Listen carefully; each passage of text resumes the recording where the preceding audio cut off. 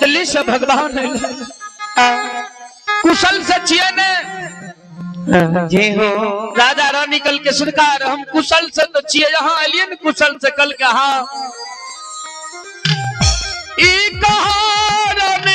बेटा झूठे बात भला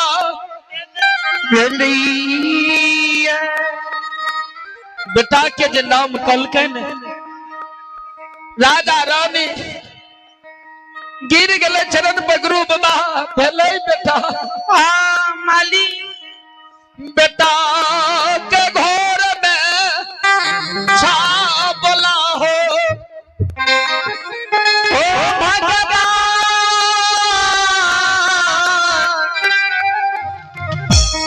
सबके भैया ठाकुर जी हो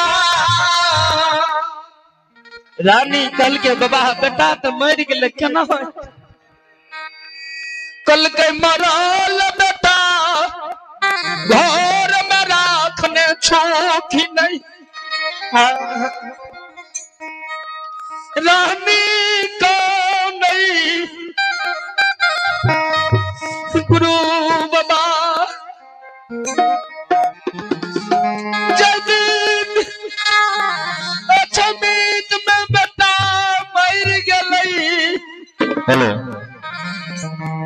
राधे श्याम पज्जार जी ग्राम बोहरबा राधे श्याम पज्जार जी ग्राम बोहरबा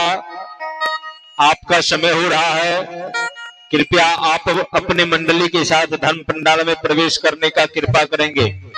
आइए हरि ठाकुर जी के दरबार में आप है भाई कुंदन पंजार और शिवरे उदार हिंद से 31 रुपया हरि ठाकुर जी के दरबार में प्रदान करते हैं 51 रुपया बाबा धमराज जिनके बाल बच्चे को सद्ज्ञान सद्बुद्धि दे भोले भंडारी धन में बिरजी भंडार को रानी कल के सुना बेटा जब राजा कल के राजा रानी बेटा के नाम में ललके ज्योति बाकल के वो बेटा के न्याय के मजल्लक पैन में नहीं फेंकला राखने छन घर में धर्म के